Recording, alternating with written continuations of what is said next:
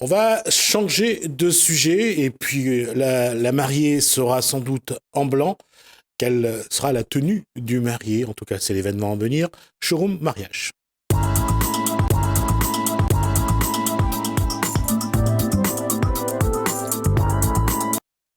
Lorsqu'on a connu le mariage et on a connu les suites qu'on appelle le divorce, on n'y croit pas trop. Mais à voir le nombre de salons qui se multiplient, on a l'impression qu'il y en a encore beaucoup qui y croient. Bonsoir Marilyn Dernan. Bonsoir Jesmy. Bonsoir Marie-Lésie Galiciaz. Bonsoir Jesmy.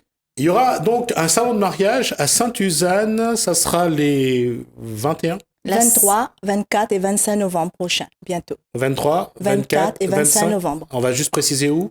Au Jardin Créole de Sainte-Suzanne, un lieu magnifique. D'accord. Comme son nom l'indique, le Jardin Créole. Le Jardin Créole. Je ne sais pas du tout où ça se trouve. Donc, Pas très loin du carrefour de Sainte-Suzanne, quartier français en montant. D'accord, ok. Bah écoutez, on va essayer de vous préciser ça. Alors, d'abord, showroom mariage, c'est quoi? Le showroom du mariage, c'est comme un salon, sauf que c'est à taille humaine et c'est beaucoup plus convivial. On fait en sorte que quand les visiteurs, surtout les futurs mariés, ils arrivent, ils se sentent déjà à l'aise et ça crée déjà une relation avec les exposants qui sont là. D'accord, donc c'est pour mettre des professionnels face à des personnes qui envisagent de se marier. Voilà. Ou même des entreprises qui viennent pour chercher la décoration de fin d'année ou le photographe de fin d'année. Voilà. Donc, il y aura des photographes, il y aura donc des prestataires, les prestataires de services seront là, que ce soit pour les dragées, pour le décor, pour les fleurs, pour la limousine. La limousine, la cérémonie laïque, par exemple, Marilyn Dernan, le maquillage, pareil, voilà. Donc, alors, généralement, ces salons, il y a beaucoup de futurs mariés qui viennent. C'est ciblé, parce que le showroom, en fait, justement, c'est qu'on n'attend pas les 4000 personnes, nous. Nous, on va dire, on attend 1500, 2000, c'est déjà pas mal. C'est très ciblé. Il y a les futurs mariés qui viennent là et ils prennent le temps, surtout, de discuter avec les prestataires, les exposants qui sont là. C'est pas comme le grand salon, ils vont passer, prendre des flyers, des cartes de visite. Là, ils vont se poser, ils auront le temps de goûter, d'essayer et de discuter. Donc, vous allez tout faire pour leur donner envie de se marier. Ah oui. Mais ils ont déjà envie, ils ont envie de se marier. Ils ont envie. Peut-être ça fait naître des envies, les personnes qui accompagnent les mariés. Et il y a aussi des célibataires qui viennent à ces salons. Bah oui, quand même. Il y a les parents, les célibataires. S'ils viennent, c'est qu'ils ont déjà une idée. En principe. Y compris les célibataires? Je pense qu'ils viennent pas là au hasard quand même. Voilà, mais c'est vrai que ça peut leur donner des idées. Voilà. Et peut-être précipiter la date. Voilà. Finalement. C'est possible. Là, aujourd'hui, à La Réunion, on se marie encore beaucoup? Oui, les gens se marient, mais maintenant, c'est d'un âge à partir, on va dire, 32 ans. Il y a une époque, 20 ans, 25 ans, c'était des très jeunes. À l'époque, il y a 30-40 ans, il fallait se marier avant 25 ans. Voilà. Maintenant, je dirais l'âge, c'est à partir en tant que décoratrice, je sais que la plupart, c'est dans les 32 ans, 30 à monter. Après, c'est-à-dire que généralement, ils sont déjà en couple, ils ont déjà un enfant. Voilà, ils se sont déjà posés, quoi. D'accord. Voilà, ils ont une vie déjà. Ils officialisent. Ils officialisent, mais ils ont pris quand même cette décision, je pense, par amour quand même. Parce que le mariage, il y a quand même l'amour derrière. Bien sûr, il y a l'amour et encore même plus fort, je dirais, puisqu'ils ont déjà fait un bout de chemin ensemble, comme on dit. Voilà. Et c'est vraiment de dire, ben voilà, écoute, maintenant, il y a et ce qui est magnifique, c'est quelquefois, c'est l'enfant qui emmène donc les alliances, par exemple. Oui. Donc, c'est fort en émotion, c'est très, très fort. La question, quelles sont les questions que se posent les personnes qui viennent à ce genre de salon? Qu'est-ce que les questions qui vous posent à vous? Les questions, c'est au niveau des prestataires. Par exemple, ils vont passer à mon stand, au niveau de la déco. Ils vont pas se poser des questions. Ils ont déjà quelques petites idées. Sinon, pas d'idées, ils vont poser des questions. J'ai pas dit au début que vous étiez coiffeuse, que vous êtes coiffeuse, c'est ça? Non, je suis décoratrice événementielle pour les particuliers et les entreprises. Comme quoi? Voilà. Moi, je pensais que vous étiez coiffeuse. Et je suis l'organisatrice du showroom des mariages. D'accord. Et là, vous donc, c'est tout ce qui est décor. Voilà. Pas dans les cheveux, mais... Pas dans les cheveux. Voilà, dans la salle, sur la voiture, l'arche et tout. Le décor, aujourd'hui, ça prend vraiment une place importante. Ah oui. Ils y tiennent. Ah oui, ils y tiennent. Maintenant, les mariés demandent vraiment des prestations de qualité et ils y tiennent. C'est très important maintenant. Oui. D'accord. Oui. Ma question, c'est... Alors, que ce soit une cérémonie religieuse, puis civile. Et aujourd'hui, on reste dans cette tradition-là. On fait d'abord le mariage à la mairie, après on va au culte. Oui, voilà, c'est obligatoire déjà de passer par la mairie avant. Et après, on va faire soit la cérémonie religieuse à l'église, soit pour les... Ça dépend, hein, si c'est des Indiens, ils vont à leur temple, ça dépend. Après, il y a des cérémonies laïques. Elle est mieux placée que moi, par exemple, pour parler de ça. On va en parler. Juste quand j'ai dit, c'est d'abord la mairie. Après, la mairie, oui, obligatoire. Après, le culte, c'est que j'ai pas dit... Quelle que soit la religion. Quelle que soit la religion, voilà. C'est après. Quelle que soit la religion. Le culte, c'est donc la religion. Oui. On parle de cérémonie laïque, civile laïque. Non, on parle de cérémonie d'engagement laïque. Voilà. Alors, on en a déjà parlé sur ce plateau. Oui, on voit sur la page bleue de Marlene Dernan, on voit les différents... Sur la page Love's Life, c'est la page bleue. D'accord. Voilà, on voit quelques cérémonies. Voilà. Et la dernière, c'est donc un couple de femmes qui se mariaient. On voyait, donc on voit Marlene Dernan, officier. Oui. J'officie, effectivement, je crée la cérémonie d'engagement et je l'officie. C'est-à-dire que cette cérémonie, c'est vrai, c'est une cérémonie, on va dire, symbolique, puisque souvent ils se marient donc à la mairie, pour le côté civil, et ensuite ils souhaitent symboliser leur union par une cérémonie d'engagement, donc souvent qui se fait en extérieur. Là, on quitte le côté figé de la mairie et de l'église, par exemple, ou du temple. Donc là, comme vous le voyez, sur la plage de l'Ermitage, c'est bien chez nous, c'est bien du 974, et vous voyez que c'est absolument magnifique. Ce qu'il faut retenir, c'est qu'il y a toujours énormément d'émotions, et c'est une cérémonie qui est centrée sur l'émotion avec un grand E, si je peux dire. Et là, on parle d'abord d'émotion. On va juste rappeler que la valeur civile ou juridique ou administrative, aucune valeur légale, on va dire. Légale, oui. D'accord ? C'est vraiment dans la tradition, c'est vraiment pour aussi, comme a dit Marlene Dernan, c'est vivre son émotion. Voilà. Vivre l'amour à travers ces moments-là. Tout à fait. C'est avec tout ce qu'on aime, tous les proches, les amis, dire voilà, nous on s'aime, d'accord, il y a le côté civil, mais nous, ce qu'on veut mettre en avant, c'est cet amour qu'on a l'un pour l'autre. Et cet amour-là, on le voit sur des images, ils y tiennent. Aujourd'hui, c'est un peu un paradoxe. Avant, on disait pour vivre heureux, vivons cachés, et y compris en amour. Aujourd'hui, beaucoup de couples veulent afficher leur amour, cette façon d'être heureux ensemble. Tout à fait. Et puis, c'est le vivre aussi différemment du civil et du religieux. Puisque là, comme je disais tout à l'heure, c'est vraiment l'amour qu'on ressent l'un pour l'autre et vraiment l'exprimer au travers de cet engagement, on va dire, ce oui qui est symbolique, mais aussi au travers des rituels qui donnent énormément, qui marquent donc cette union. On va rappeler aussi une chose, c'est que cette cérémonie d'engagement laïque a un avantage, c'est que quel que soit le couple, que ce soit un couple hétérosexuel ou un couple homosexuel, ça se fait sans problème. Sans problème, ils n'ont pas de tabou, une grande liberté, et surtout ils s'adaptent à l'évolution de la société. Donc des personnes non croyantes, non pratiquantes, de deux confessions religieuses différentes, 2 hommes, 2 femmes, des divorcés, des couples de divorcés. Donc vous voyez, c'est vraiment dans la tendance actuelle, l'évolution de la société qui donne cet avenir à ces cérémonies. Cette évolution, elle est réelle, et juste une petite anecdote que Marine m'a racontée, c'est qu'après le passage sur la télécréole, il y a eu cette demande d'un couple homosexuel. Voilà, tout à fait, puisque ça a permis, et je t'en remercie encore, Jismi, ça a permis d'ouvrir les esprits et de dire, voilà, à La Réunion, il y a quelqu'un qui officie, parce que c'est vrai que ça, c'est synonyme aussi d'une ouverture d'esprit, et il faut aussi évoluer les mentalités. Donc c'est bien aussi de ne plus rester caché. Le bonheur, il attrape toute personne. Il y a 10 000 façons d'aimer, que ce soit 2 hommes, 2 femmes, peu importe. L'essentiel, c'est l'amour avec un grand A. Alors, l'amour avec un grand A entre 2 adultes consentants, si possible. Oui. Je ne veux pas aller sur d'autres terrains, mais je tiens quand même à préciser que quand on aime, il vaut mieux aimer quelqu'un qui soit majeur, qui sait de quoi elle parle, et pour éviter surtout les problèmes avec la justice. Tout à fait. Oui. Parce que ça, c'est quelque chose aussi qui est vrai. On ne parle pas de décalage en âge, on parle vraiment des gens qui savent ce qu'ils veulent, qui soient consentantes et qui vivent leur amour. Parce que d'une façon ou d'une autre, aujourd'hui, c'est plus vivre leur amour que le mariage, vraiment. Hein. Voilà, tout à fait. Le mariage, c'est juste une cérémonie. Oui, cérémonie civile, c'est l'engagement, le côté administratif. Mais il y a un peu d'amour quand même, hein, parce que s'ils prennent cette décision, il y a quand même l'amour. Il y a l'amour déjà au départ, ils sont là. Et puis il y a l'amour quand ils décident, ils veulent vraiment peut-être renforcer ce lien. Oui, je pense. Hein.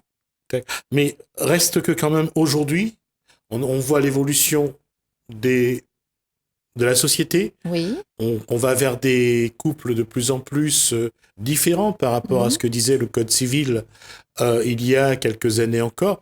Mais est-ce que dans la réalité aujourd'hui, qu'est-ce qui fait que le mariage parfois ne dure pas? Je pense que c'est déjà une histoire de communication. Dans le couple, dans un couple, de dialogue. On doit communiquer, dialoguer. C'est important. La confiance en premier, bien entendu. Déjà la confiance. L'homme, confiance à la femme, idem. Donc, c'est déjà ça. D'autant que ça fait combien d'années que tu es mariée, Marie-Daisy? Moi, je me suis mariée en 2002, mais ça fait 27 ans que je connais mon mari. Et moi, ça fait 32 ans. Donc, nous pouvons donner quelques conseils. Il faut dialoguer dans un couple. Tout à fait, confiance. Il ne faut pas se mettre se bouder chacun de son côté. 26 ans, 32 ans de vie à deux. Ça implique d'abord vraiment un dialogue, une communication, la confiance. Ah oui, faire des concessions aussi, s'adapter. Comme on dit, c'est les premières pierres, le fondement, la base doit être solide et la confiance y est pour beaucoup, si ce n'est hyper important dans les premières conditions. Car sans la confiance, même si on discute, je pense pas que... Non, il faut la confiance et surtout dialoguer, ne pas, comme disait Daisy, ne pas rester dans son coin à bouder, mais s'exprimer, de dire qu'est-ce qui va, qu'est-ce qui ne va pas, qu'est-ce qu'on peut améliorer et ne pas suivre la tendance, c'est-à-dire quand les plus bons, ils jettent. Non, c'est devenu une tendance, effectivement. C'est dire, dommage, si on s'aime vraiment, triste, on trouve des solutions. Juste pour continuer sur ce que viennent de dire Marine et Daisy, c'est que c'est un jeune qui pose des questions à une personne âgée. Comment avez-vous fait pour rester autant de temps ensemble, 50 ans? Et la personne âgée a répondu, j'ai grandi au temps où lorsqu'on cassait quelque chose, on le réparait. Voilà, tout à fait. On ne sait plus réparer. On pourrait racheter de nos jours. Ouais. Oui, tout à fait. C'est l'ère du temps. Donc, autant que ce soit le portable ou peu importe, les sentiments, c'est un peu pareil. Tu ne me conviens pas, machin. On ne cherche pas à aller plus loin et de trouver des solutions, d'essayer de s'améliorer. C'est vrai qu'on dit que dans l'amour, il faut faire des concessions. Il faut faire certaines concessions, sans non plus brimer l'autre. C'est ça aussi le secret. C'est ne pas étouffer l'autre et essayer de s'épanouir ensemble de façon aussi bien... lui que l'autre personne. Donc, c'est pas facile. Aujourd'hui, on voit qu'il y a des tendances qui se révèlent un petit peu. C'est quoi l'élopement? Alors, l'élopement, c'est vraiment la dernière tendance depuis 2017, on va dire, mais avant d'arriver à La Réunion, on a toujours un décalage. Donc, élopement vient de la langue de Shakespeare qui veut dire fugue amoureuse ou échappée amoureuse. Tout simplement parce qu'il y a une autre vision.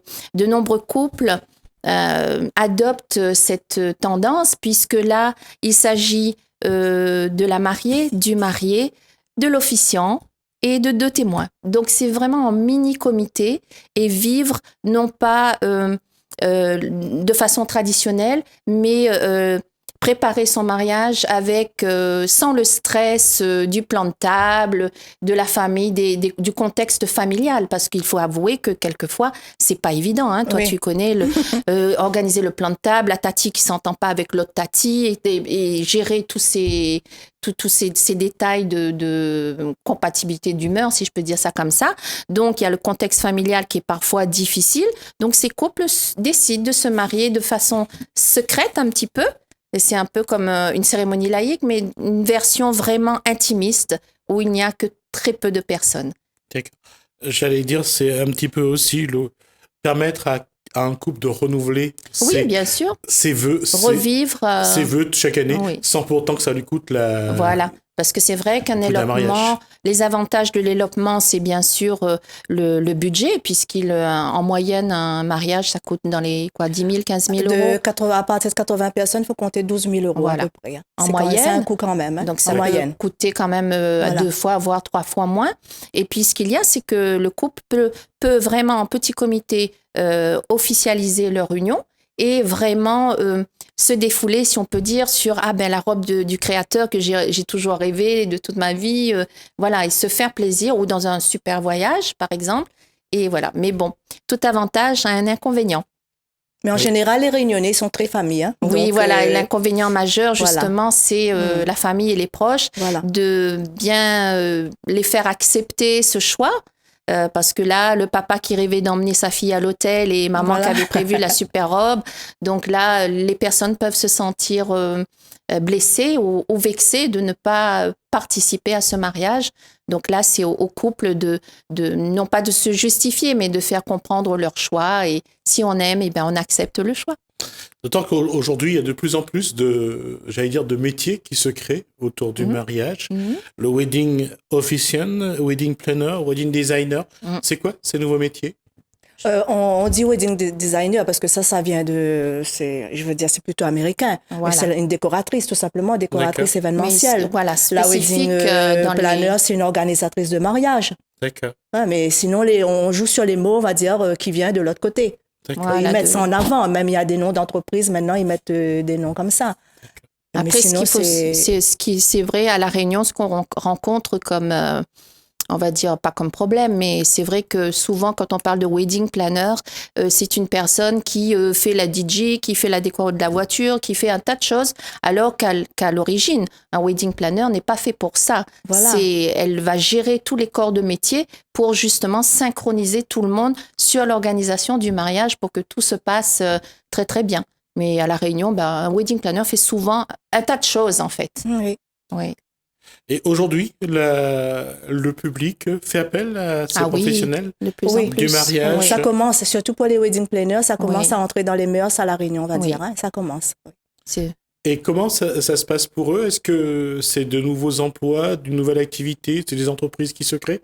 Ou d'abord, ce sont des gens qui interviennent de temps en temps comme ça, qui est souvent proche des mariés et qui prennent en charge donc l'organisation du mariage? Mais traditionnellement, c'est vrai que c'était souvent la tati ou la marraine qui s'occupait de la décoration, mais de plus en plus pour justement laisser la famille aussi profiter de tous ces instants merveilleux d'un mariage, de demander à un wedding planner d'intervenir. D'accord. Oui. Et ces personnes-là seront présentes le week-end du 23, 24, 25 Oui, il y aura des wedding planners, il y aura des décorateurs, décoratrices, photographes, tous les prestataires mariage, on va dire. Voilà, pâtisserie et tout. Les futurs mariés, les visiteurs pourront goûter, essayer de jolies robes. Il y aura aussi robes de mariée, des créateurs. Parce que je privilégie aussi les créateurs, c'est très important. On parle de vêtements, là. Oui, voilà. Voilà. On parle de la robe de mariée. Voilà, pas seulement vêtements, il y a bijoux aussi. Je privilégie beaucoup des créateurs. Tout ce qui est dans la sphère du mariage, en fait, tous les prestataires seront présents. Les prestataires mariage. Il y aura une petite démonstration de cérémonie d'engagement, des mini-conférences aussi sur différents corps de métier, de tout ce qui touche à la fête et au mariage, et la fête en général. Voilà, et puis il y a de l'animation aussi. Oui. Et il n'y aura personne pour parler de thérapie de couple pendant pas encore, mais on va y songer. On va y songer. Vous savez, c'est la 5e édition. J'ai démarré en 2016. Au fur et à mesure, on trouve des nouvelles idées. C'est vrai que c'est dans l'air du temps aussi. Oui. Parce que le problème, c'est qu'à un moment donné, quand ils n'arrivent plus à dialoguer, ils n'arrivent plus à communiquer, c'est là que ça casse. Et parfois, ils ont besoin d'un intervenant extérieur pour trouver les points de blocage, pour voir que parfois, c'est pas grave du tout. C'est juste parfois l'orgueil, la jalousie, la prétention qui fait que on n'arrive plus à communiquer. Non, c'est clair. On peut penser ça. C'est une très bonne idée d'ailleurs. Voilà, merci pour l'idée, Gismi. On va y songer sérieusement. Voilà, mais bon. Au fur et à mesure, on s'améliore. C'est vrai que, pardon, excuse-moi, c'est vrai qu'en métropole, ils font aussi la fête pour les divorces. Alors pourquoi pas? Tout à fait. Donc, tu vois, c'est bien. Mais en tout cas, c'est un salon qui... mais le but, ce serait surtout de mariage, quoi. Hein? Voilà. Et là, le stand de thérapie de couple, c'est pas mal. Oui, ce serait bien. On a l'occasion d'en reparler, en tout cas, d'y revenir. Oui, merci. Merci à vous. Marie-Daisy Galiciez, merci donc à Marilyn Dernan. Mais merci à toi, pour cet échange, pour vous présenter donc le showroom du mariage les 23, 24, 25 novembre donc, au Jardin Créole à Sainte-Suzanne. Parfait, tout est dit. J'espère vous voir, je vous invite, venez faire un petit tour, vous allez voir l'ambiance, le concept. C'est vraiment mal barré tout ça. Et peut-être trouver l'âme sœur. Oui, exactement. Je pensais que c'était être une si bonne idée comme ça de faire cette émission-là. Voilà. Merci à vous.